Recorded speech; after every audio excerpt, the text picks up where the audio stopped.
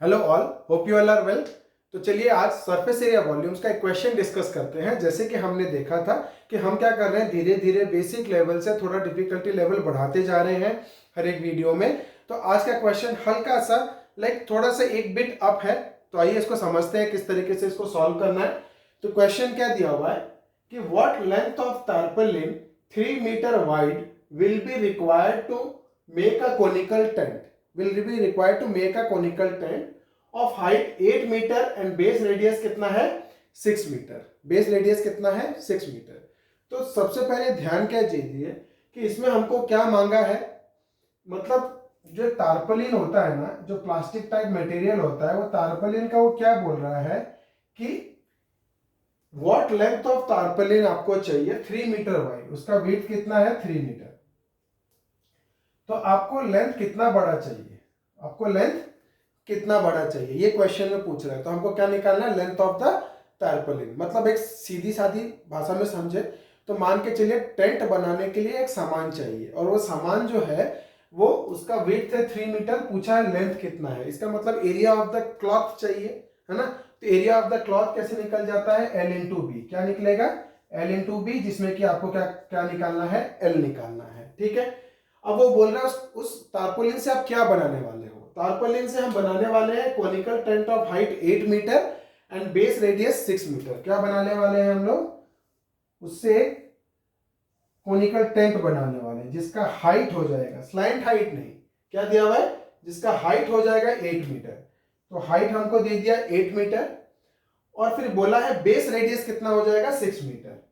तो ये हो जाएगा, बेस रेडियस हो जाएगा 6 मीटर। तो हम यहां से स्लैंट हाइट निकाल लेंगे। ठीक है। तो ये पूछा है assume that the extra length of the material that will be required for stitching margins and wastage in cutting is approximately 20 centimetre. वो बोल रहा है कि अप्रोक्सीमेटली 20 सेंटीमीटर जो लेंथ है वो वेस्टेज हो जाएगा किसमें, कटिंग और स्टिचिंग वगैरह में वो वेस्टेज हो जाएगा। ठीक है। तो ये नीचे वाले पोर्शन पे 20 सेंटीमीटर वाले पोर्शन पे हम लोग बाद में आएंगे। सिर्फ ध्यान क्या देंगे, यहाँ पे यूनिट अलग है, बाकी सब मीटर में दिया हुआ है। हाइट 8 मीटर में दिया हुआ है, रेडियस 6 मीटर में दिया हुआ है, जो टारपोलिन का विड्थ है उसका 3 मीटर दिया हुआ है, और सिर्फ ये वाला 20 सेंटीमीटर दिया हुआ है। ये मैंने ध्यान में नोट कर लिया कि ये यूनिट अलग है। ये हम जब उसको प्रोसेस करेंगे तब हम लोग इस पर ध्यान देंगे। अब हम लोग क्वेश्चन समझते हैं। हमको क्वेश्चन क्या बोला है कि कोनिकल टेंट बनाना है, एक टारपोलिन से बनाना है। कोनिकल टेंट की डायमेंशंस आपको दे दी है, मतलब आपको हाइट और रेडियस दे दिया हुआ है, तो बाकी सब चीजें आप निकाल सकते हो, curve surface area, total surface area, जो भी आपको निकालना है वो निकाल सकते हो। तो ये पार्ट हमारा क्लियर हो गया। ठीक है। अब हमको सेकेंड पॉइंट में क्या सोचना है कि हमको बनाना है किससे, टारपोलिन से। तो टारपोलिन कितना लगेगा, इसके कर्व सरफेस एरिया के बराबर लगेगा। ध्यान दीजिए, जो हम लोग का जैसे कैनवास लगाते हैं टेंट के लिए या टारपोलिन लगाएंगे तो वो किधर रहेगा, कर्व सरफेस एरिया में रहेगा। ओके। और नीचे वाला जो सर्कुलर एरिया है वो खाली रहेगा। तो हमको क्या निकालना है, सी एस ए। क्या निकालना है, कर्व सरफेस एरिया। देखिए कोई भी चीज, जैसे ये मार्कर है, मैं आपको समझा रहा हूं, ये वाला जो पोर्शन है ना, इसको हम लोग बोलते हैं कर्व सरफेस एरिया, और इसके साथ ऊपर का एरिया और नीचे का एरिया जोड़ देंगे तो हो जाता है टोटल सरफेस एरिया। ऊपर और नीचे का छोड़ के जो पोर्शन है उसको हम लोग बोलते हैं क्या, कर्व सरफेस एरिया। सिमिलरली कोन है जोकर्स का, तो उसका साइड वाला क्या हो जाता है, कर्व सरफेस एरिया। तो हमको क्या निकालना है, कर्व सरफेस एरिया। तो यहां से गिवन कंडीशन से हम लोग क्या निकालने वाले हैं, कर्व सरफेस एरिया। और कर्व सरफेस एरिया कितना होता है, पाई आर एल। एक बार ये एरिया मेरा निकल गया, ये एरिया मेरा अगर निकल जाएगा तो हम लोग क्या करेंगे, टोटल टारपोलिन का area must be equal to the curve surface area of the cone, क्योंकि हमने इस पूरे कोन को इससे बनाया है। अब इसका एरिया में आपको विड्थ दे दिया हुआ है, लेंथ पूछा है, मतलब ब्रेड्थ दे दिया हुआ है, लेंथ पूछा है। तो हम क्या कर देंगे, इस एरिया को इससे इक्वल कर देंगे, length into breadth is equal to C S A of this area, और वहां से हम लोग लेंथ निकाल लेंगे। ठीक है। तो चलिए स्टेप बाय स्टेप करते हैं। सबसे पहले हमको जो टारपोलिन है उसके डायमेंशंस दे दिए हुए हैं, तो मैं लिख देता हूं टारपोलिन। ठीक है। और टारपोलिन में हमको क्या दे दिया हुआ है, लेंथ मांगा है। ठीक है। और विड्थ दे दिया हुआ है कितना, 3 मीटर। लेंथ मांगा है, विड्थ दे दिया हुआ है 3 मीटर। ठीक है। सेकंड में जा रहा हूं किस पे, मेरे को कोन दिया हुआ है। नेक्स्ट शेप क्या दिया हुआ है, कोन। कोन का हाइट दे दिया है मेरा कितना 8 मीटर और रेडियस कितना दे दिया हुआ है 6 मीटर और पाई की वैल्यू कितनी यूज करने के लिए बोला है 3.14। तो हम पहले क्या करेंगे, स्लाइंट हाइट ऑफ द कोन निकालेंगे, ठीक है, और इसको हम लोग जो लेंथ है उसको कैपिटल एल लिख देते हैं।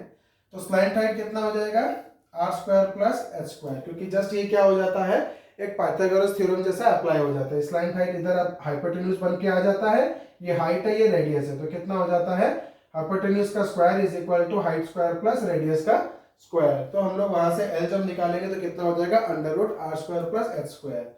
अब आर की वैल्यू कितनी है 6, तो कितना हो जाएगा 36 और एच की वैल्यू कितनी है 8, तो 8 का स्क्वायर कितना हो जाएगा 64। सो 36 प्लस 64 कितना हो रहा है 6 4 10 0 1 6 7 3 10 100, तो कितना हो जाएगा इसका वैल्यू 10 मीटर्स। एल हमारा निकल गया कितना 10 मीटर्स, ये हमारे पास नहीं था तो ये निकल गया हमारा 10 मीटर्स। अब हम लोग क्या निकाल रहे हैं, ये पूछा था कि टेंट बनाना है, तो हम लोग क्या निकालेंगे area of tarpaulin required, area of tarpaulin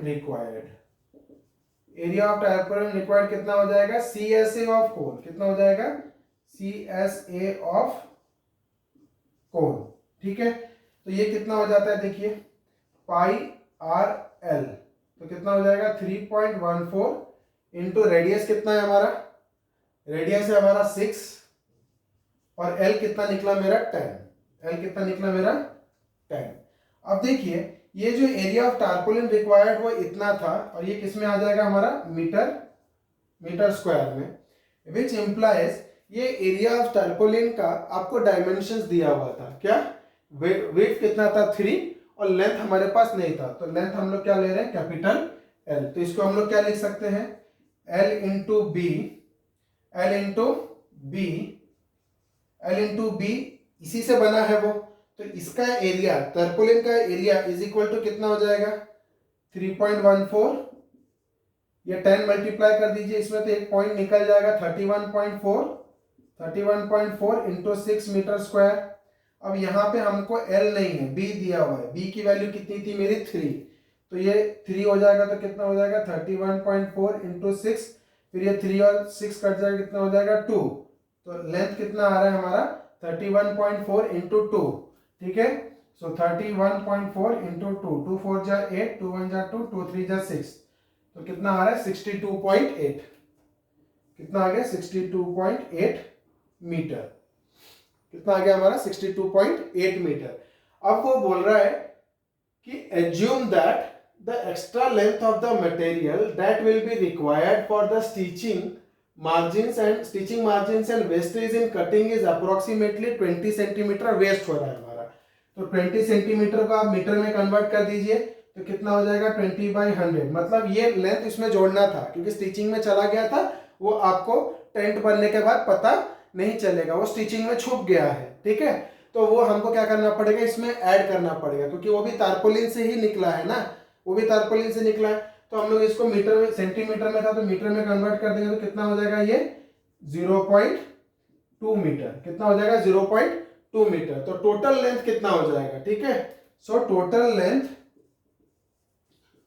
considering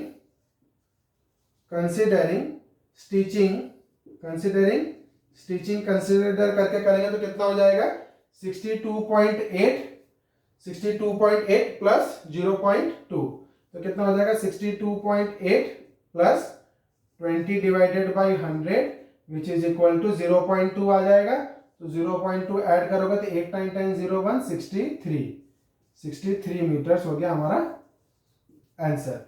तो आज के क्वेश्चन में देखा कि हल्का सा क्वेश्चन को टिल्ट किया है कि जस्ट आपको क्या दे दिया कि कपड़े का डायमेंशंस दे दिया जिसमें कि लेंथ को छुपा दिया और कोन के सारे डायमेंशंस दे दिया और बोले इस टारपोलिन से इस साइज का टारपोलिन से टेंट बना है, और इसमें और एक तो कंफ्यूजन क्या डाल दिया था स्टिचिंग मार्जिन्स, ठीक है। तो टोटल लेंथ निकालने में स्टिचिंग मार्जिन क्या हो जाएगा ऐड हो जाएगा, जैसे कि हमने कोई ड्रेस पहना है तो वो ड्रेस का अगर हम लोग डायमेंशंस ले लेंगे पर स्टिचिंग का डायमेंशंस तो छुप गया ना, तो इसलिए क्या है स्टिचिंग मार्जिन हमको ऐड करना रहेगा, तो 20 सेंटीमीटर को मीटर में पहले कन्वर्ट किए, मीटर में कन्वर्ट करके क्या कर दिए, ऐड कर दिए।